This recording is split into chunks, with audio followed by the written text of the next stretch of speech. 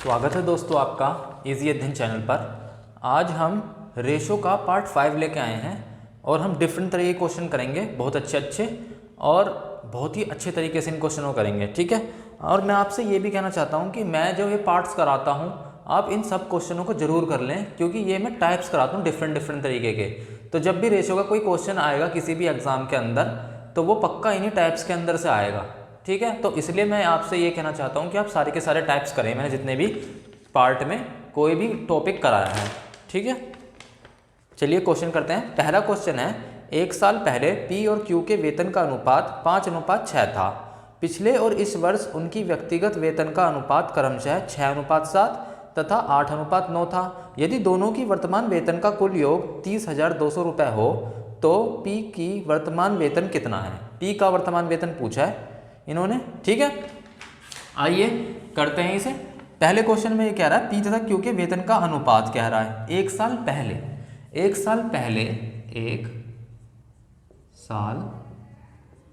पहले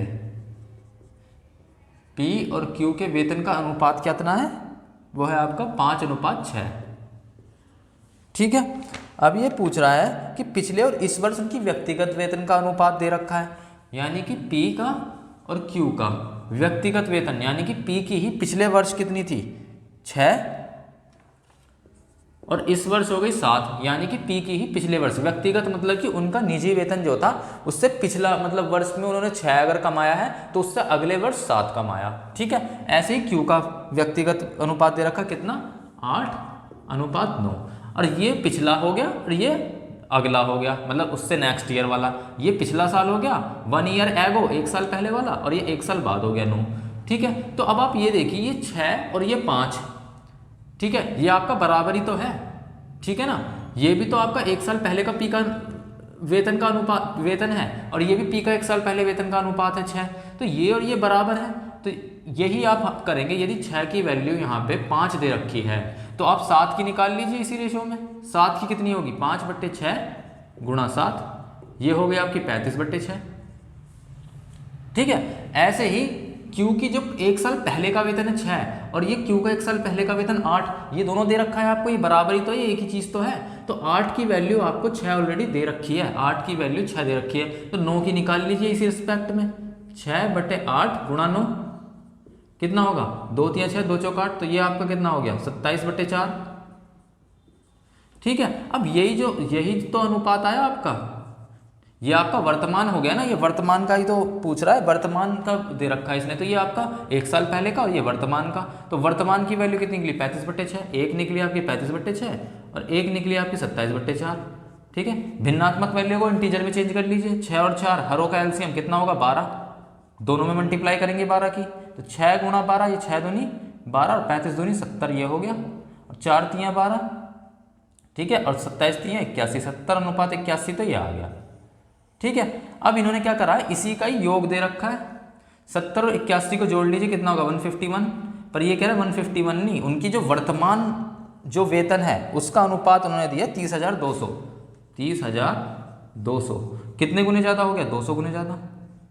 तो पूछ किसका रहा है, वो पूछ रहा है कि आप पी की वर्तमान बताइए।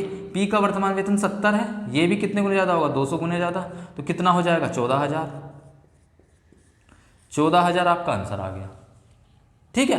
ये आप बात समझिए, एक साल पहले का पी और क्यू का अनुपात दे रखा है और ये पी का एक साल पहले का और उससे अगले साल का दे रखा है। तो ये 6 जो है ये एक साल पहले वाला, ये 5 के बराबरी तो हो गया, तो ऐसे ही 7 के सापेक्ष निकाल लीजिए। ये मैं फर्स्ट मेथड बता रहा हूँ आपको, इसको एक और करने का तरीका मैं अभी आपको बताऊंगा। पहला मेथड तो ये हुआ कि 6 को आपको 5 के बराबर 7 की वैल्यू उसी सापेक्ष में निकाल लीजिए। ऐसी 8 की वैल्यू 6 दे रखी है, क्योंकि ये दोनों एक साल पहले की तो है, क्योंकि एक साल पहले का वेतन ही तो है, तो 8 की वैल्यू 6 दे रखी है, तो 9 की निकाल लीजिए, 6/8 गुणा 9। तो ऐसे ही इन दोनों का ये वाली वैल्यू क्या है, ये आपकी वर्तमान है और यहाँ ये वर्तमान है, इन्हीं का अनुपात निकाल दिया हमने। 35/6 27/4, 35/6 और 27/4, इनकी वैल्यू आ गई 27/4, इनको निकाला 70:81, ये आपके पी और क्यू के वर्तमान वेतन का अनुपात आ गया, ठीक है। उन्हीं का योग दे रखा है इन्होंने कितना 30,200, हमने देखा 151, तो कितने गुने ज़्यादा 200 गुने ज़्यादा, तो आपकी जो पी का वर्तमान वेतन है 70 भी 200 गुने ज़्यादा होगा, ठीक है। कुछ नहीं था, जो हम करते आ रहे हैं वो एक समझ विकसित हो चुकी है हमारी, ठीक है। फर्स्ट मेथड ये है। एक और मेथड हम देखेंगे अभी।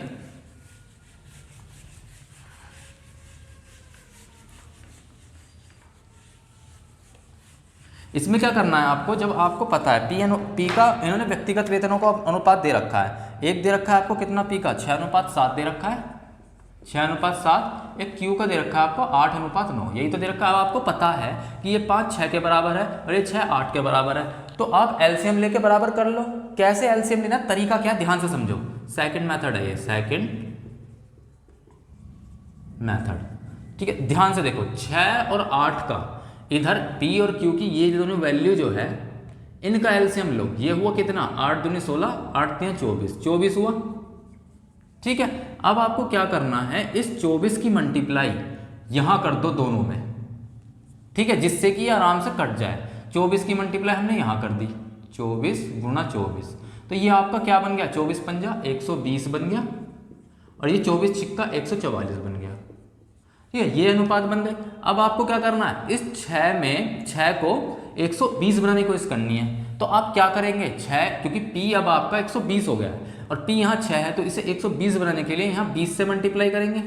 जब यहाँ 20 से करेंगे तो यहाँ भी 20 से करेंगे। ऐसे ही Q अब आपका हो गया 144, तो 8 को 144 करने के लिए 18 से मल्टीप्लाई करेंगे, 18 8 144 होते हैं, और ऐसे ही आप 18 से मल्टीप्लाई यहाँ करेंगे, ठीक है। ये हो गया आपका। अब आप देख लीजिए यहाँ पे ये कितना हो गया, ये तो हो गया 120 अनुपात 140, और ये हो गया आपका 144 अनुपात 18 में 162, ठीक है। तो ये तो P की वर्तमान, ये तो आपका 1 साल पहले का ये वर्तमान है, ठीक है। ये Q का वर्तमान है, वर्तमान वेतन है, तो 140 अनुपात 162, ये आपका वर्तमान वेतन का अनुपात हो गया, P और Q का वर्तमान वेतन का। वर्तमान यही तो है, ये तो 1 साल पहले की है दोनों, ये P की 1 साल पहले की, ये Q की 1 साल पहले की। ये 140 और 162 जो है ये वर्तमान है, ये P का वर्तमान वेतन है, ये Q का वर्तमान वेतन है, तो इनका ये आ गया। काट लीजिए, कितना हो गया, 70 अनुपात 81।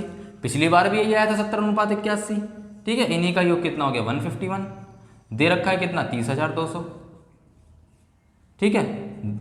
कितने हो गए, 200 गुने ज़्यादा, तो आपका ये P का पूछ रहे हैं, ये भी 200 गुने ज़्यादा हो गया 14,000, ठीक है। ये सेकंड मेथड है, कुछ नहीं करना होता। ये जो ये 6 दे रखा और ये 8, इसका एलसीएम ले लो, 24 आया, इस 24 की मल्टीप्लाई इनमें कर दो, 24 पंजा 120, 24 छिक्का 144, 120 और 144। अब यही 120 P और Q है 1 साल पहले का, ठीक है। ये जो 1 साल पहले का P और Q है, इस 120 को ये 6 के बराबर कर दो, तो 120 को 6 के बराबर करने के लिए, या 6 को 120 के बराबर करने के लिए हम 20 की मल्टीप्लाई करेंगे, 20 छिक्के 120।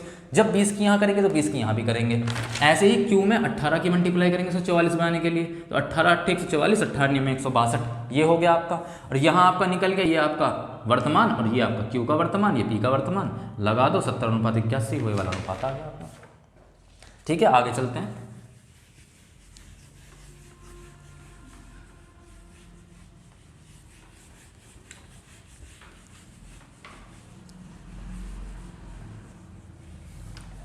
अगला क्वेश्चन कह रहा है, 1 साल पहले PQR के वेतन के बीच अनुपात 2:4:5 था।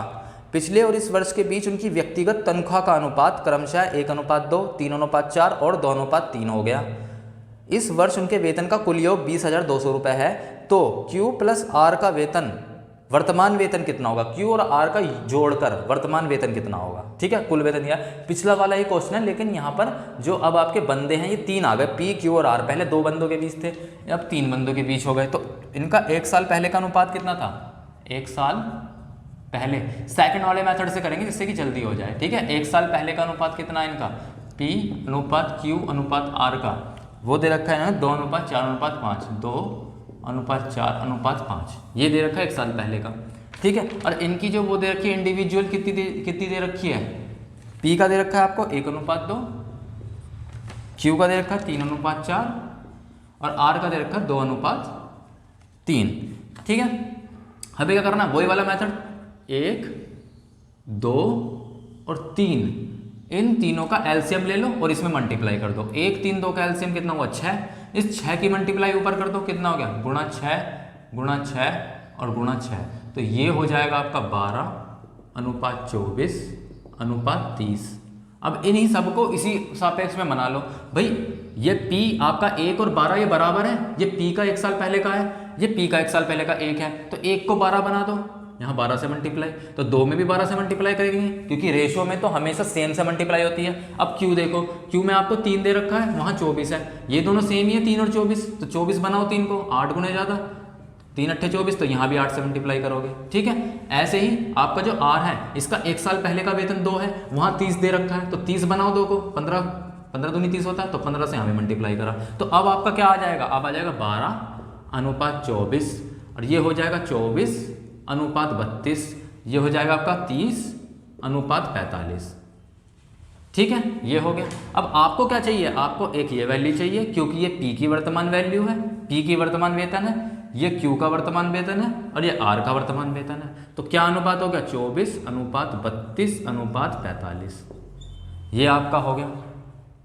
ठीक है, कुछ कट रहा है इससे, नहीं कट रहा है। ठीक है, तो हमारा यही हो गया। अब इसमें टोटल योग कितना देखा, 20,200, लेकिन हम देखेंगे इनके वर्तमान वेतनों के बीच में योग क्या है, 4 2 6 5 11 की 1 हासिल 1, 3 3 6 4 10, ये तो आया 101, इसने कितना दिया है 20,200, कितने गुने ज़्यादा, 200 गुने ज़्यादा।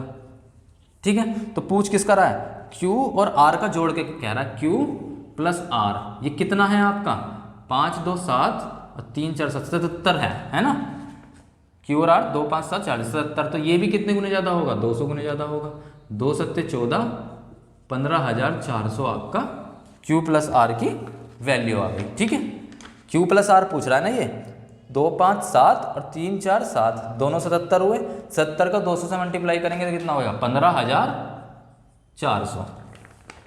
ठीक है, ये आपका 15,400 हो गया। आगे चलते हैं।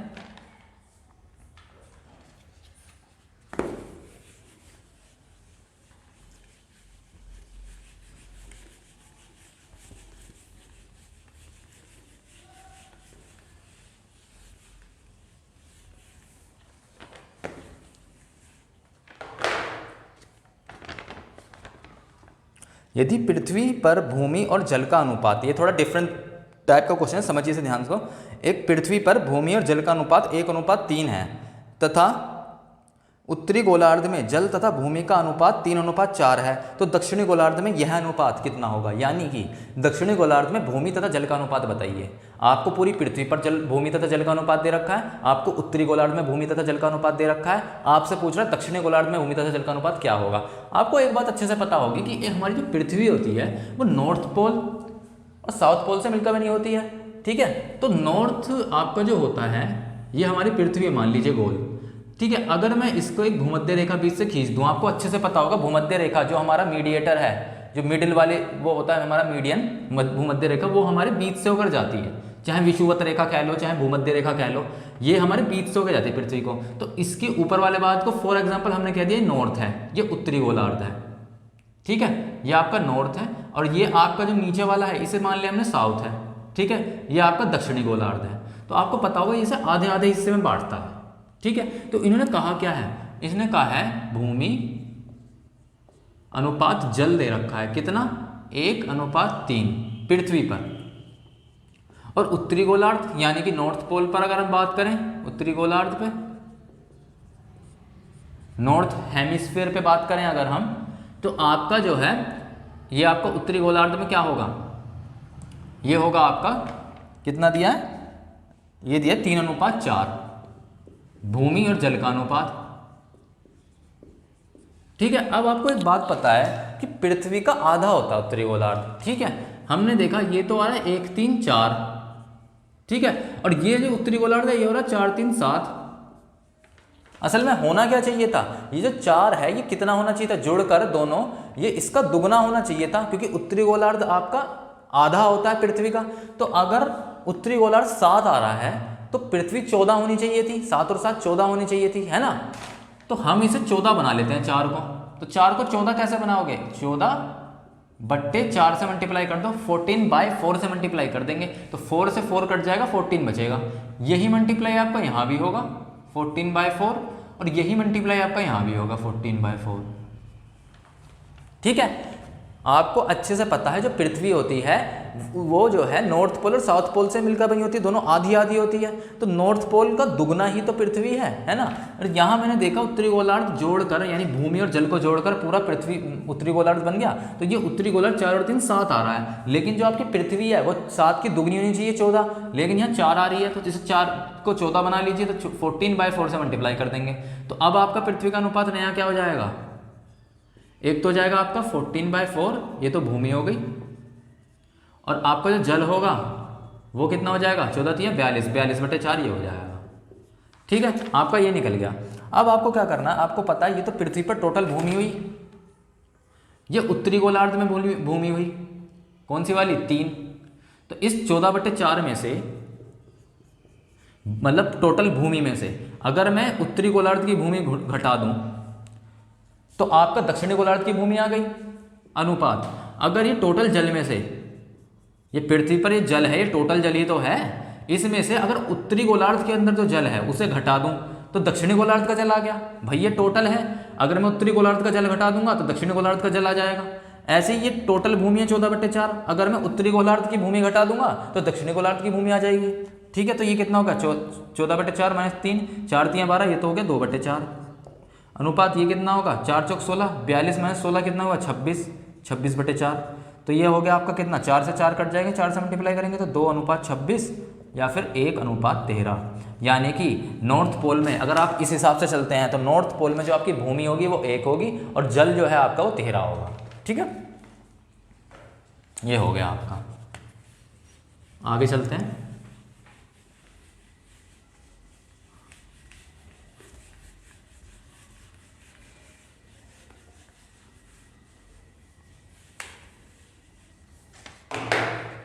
अगला क्वेश्चन है, किन्हीं 2 बर्तनों में 3600 मिठाइयाँ हैं। किन्हीं 2 बर्तनों को मिलाकर 3600 मिठाई हैं।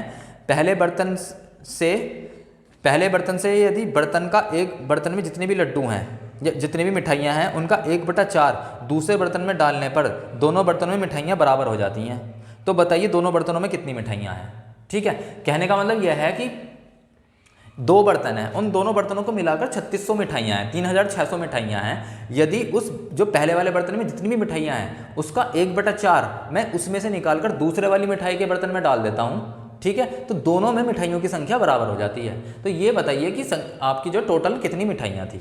ठीक है, देखते हैं इसको हम 2 तरीके से करके देखेंगे। ठीक है, पहला मेथड है आपका एक ट्रेडिशनल मेथड है जो पता होना चाहिए बहुत अच्छे से, x y मानकर, जो हम बचपन से करते आ रहे हैं। ठीक है, यहाँ 2 हमने बर्तन मान लिए, एक बर्तन ये रहा, एक बर्तन ये रहा। हमने मान लिया कि इसमें जो मिठाई है वो थी x और इसमें जो मिठाइयाँ हैं वो है y। ठीक है, इसमें मिठाइयों की संख्या x है और इसमें मिठाइयों की संख्या y है। तो आप समझ गया हो यहाँ पे x + y को मिलाकर 3600 मिठाइयाँ दे रखी हैं, है ना। दोनों बर्तनों को मिलाकर 3600 मिठाइयाँ हैं, तो x और y को मिलाकर x + y 3601, तो आपकी ये समीकरण बनी। ठीक है, दूसरा ये कह रहा है अगर इस बर्तन में से यानी x मतलब इस बर्तन यानी कि इन मिठाइयों में से इसी मिठाई का 1/4 निकाल देता हूँ यानी कि घटा देता हूँ। ठीक है, तो आपका इस बर्तन में जो होगा y था और इसमें डाल देता हूँ यानी कि इसी x/4 को निकाला है, ये निकाल के इस वाले बर्तन में डाल दिया यानी कि जोड़ दिया x/4 y वाली मिठाई में, तो ये बराबर हो जाती है, ये क्वांटिटी दोनों बराबर हो जाती है, तो बराबर कर दिया। ऐसे बनती है समीकरण, कोई बड़ी चीज नहीं है समीकरण बनाना। बच्चे घबराते हैं समीकरण से, जिसको समीकरण बनाना आता है उसे तो बिल्कुल डरने की जरूरत ही नहीं है कहीं भी, उसे कुछ करने की जरूरत नहीं, क्योंकि समीकरण भी आपका एक माइंड सेट करता है, ये आपका जो समझ विकसित करता है कि क्वेश्चन कह क्या रहा है। अगर आपको समझ में आ गया क्वेश्चन कह क्या रहा है, आप किसी भी चीज का समीकरण बना सकते हैं।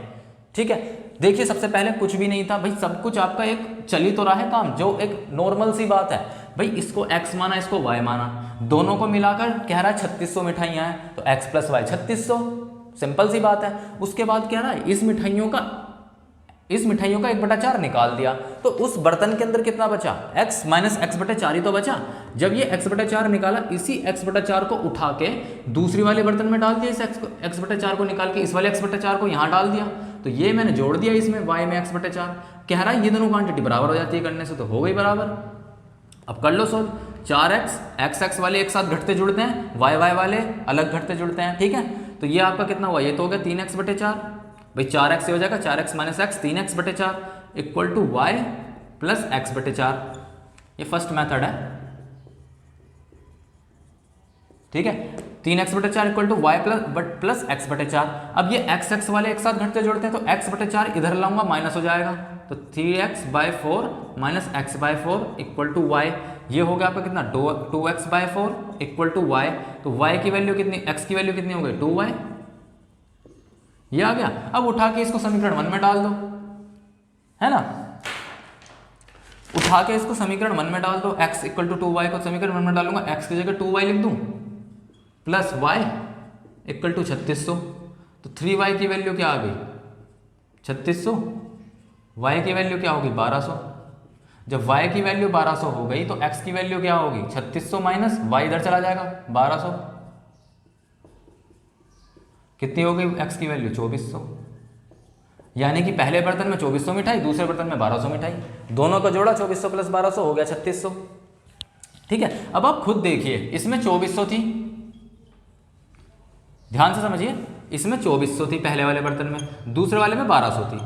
अब खुद आप अपने दिमाग में विजुअलाइज कीजिए, इस 2400 का बट्टे 4 निकाल दूं अगर मैं, मतलब कि 2400 बट्टे 4 यानी कितना 600 मिठाई निकाल के अगर इसमें डाल देता हूं तो 1200 प्लस 600 ये हो गया 1800, और इसमें से 600 मिठाई निकल गई तो 2400 माइनस 600 इसमें हो जाएगा, ये 1800 हो गई बराबर, 1800 बराबर हो गई दोनों में मिठाइयों की संख्या। ये ऐसे निकलते हैं क्वेश्चन। बताइए कुछ है इसमें, कुछ भी नहीं है। 2400 का 1/4 निकाला, 600 निकाल दिया इसमें से, तो 2400 माइनस 600 1800 ये हो गया, और 1200 में 600 जुड़ गया 1800 बराबर हो गए। ये तो पहला मेथड था, ठीक है। दूसरा मेथड देखिए,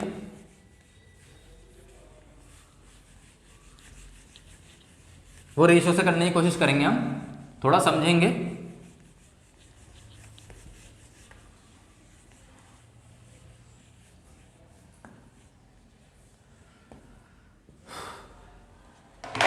अच्छा एक बात बताइए, ये कह रहा है कि मिठाइयों जितनी मिठाइयाँ हैं पहले बर्तन में, उसका अगर 1/4 में निकाल देता हूँ तो और दूसरे में डाल देता हूँ तो बराबर हो जाता है, ठीक है।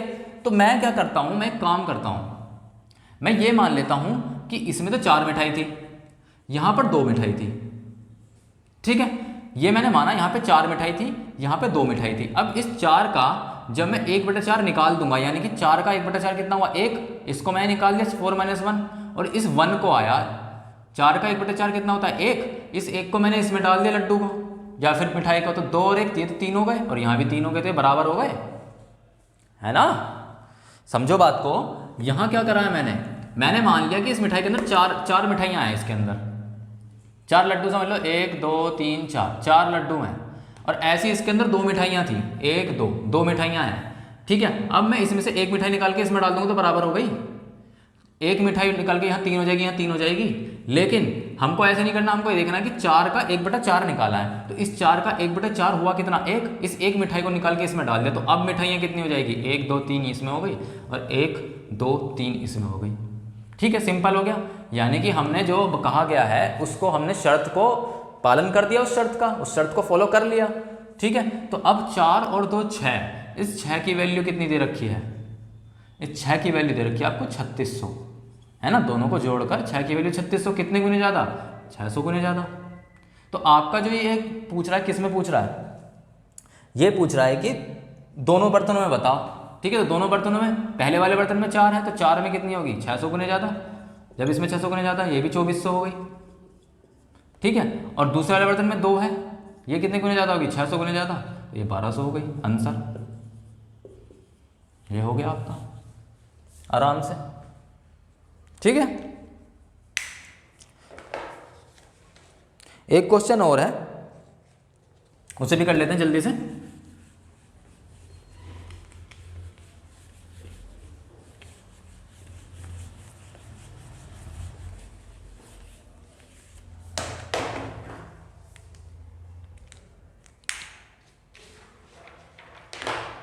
अगला क्वेश्चन है, एक व्यक्ति ने अपने 3 दोस्तों को अपनी आय में से कुछ भाग इस प्रकार दिया कि आय का 1/3 भाग पहले दोस्त को, आय का 1/4 भाग दूसरे दोस्त को, तथा आय का 1/5 भाग तीसरे दोस्त को मिला। ठीक है, उसने अपनी आय का कितना भाग अपने दोस्तों को बांट दिया। ठीक है, सिंपल सी बात है, उसके पास कितना भी पैसा होगा, उसने उसमें से 1/3 भाग अपने पहले दोस्त को दिया। ठीक है, दोस्त कितने, मैंने पहला दोस्त, दूसरा दोस्त और तीसरा दोस्त। ठीक है, इसने पहले दोस्त को दिया 1/3, ध्यान से समझना।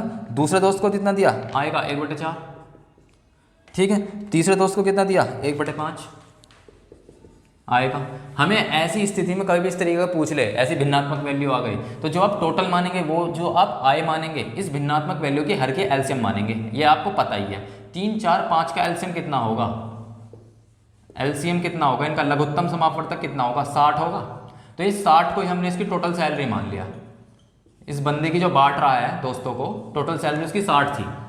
ठीक है, तो पहले दोस्त को कितना दे दिया, 1/3 गुणा 60, दूसरे दोस्त को कितना दे दिया, 1/4 गुणा 60, तीसरे दोस्त को कितना दे दिया, 1/5 गुणा 60। भाई आय का ही तो 1/5 कह रहा है वो, आय का ही 1/3 और आय का ही 1/4, तो 60/3 ये कितना हो गया, 20, 60/4 ये हो गया 15, अब 60/5 ये हो गया 12। ठीक है, कुछ कट रहा है, काट लो, 5 से नहीं, ये नहीं कट रहा। ठीक है, यही रहेगा आपका 20, 15, 12। तो ये टोटल मिला के कितना हो गया, 20, 15, 35, 12, 47। 47 इसने अपने दोस्तों को दे दिया। तो वही तो पूछ रहा है कि कितने दोस्तों में कितना बांट दिया, कितना, 47, कितना भाग बांट दिया, बट्टे 60, टोटल आय उसकी 60 थी, यानी कि 47/60 भाग बांट दिया उसने। रह कितना क्या कर पूछे, आंसर तो ये है आपका। और उसके पास बचा कितना, 60 में 47 घटा दो कितना, 13, 47, 13 कितने होते हैं ना, 13 होते हैं ना, हाँ, तो 13/60 बचा है उसके पास, कोई पूछता है तो। आंसर ये है 47/60, ये बांट दिया इसने अपने दोस्तों को, इनको जोड़ दिया बस आपस में, खत्म। ऐसे ही हम आसानी से सारे क्वेश्चन करेंगे। ओके, कुछ भी नहीं है क्वेश्चनों में, ध्यान से समझना इन क्वेश्चनों को जो मैंने कराए हैं, बहुत इंपॉर्टेंट क्वेश्चंस हैं, और अपनी समझ विकसित कीजिएगा। ओके, अभी के लिए मैं चलता हूँ। मेरा चैनल पसंद आए तो प्लीज़ लाइक कीजिए, सब्सक्राइब कीजिए, कुछ ना समझ में आए तो प्लीज़ कमेंट कीजिए। ओके, बहुत बहुत धन्यवाद।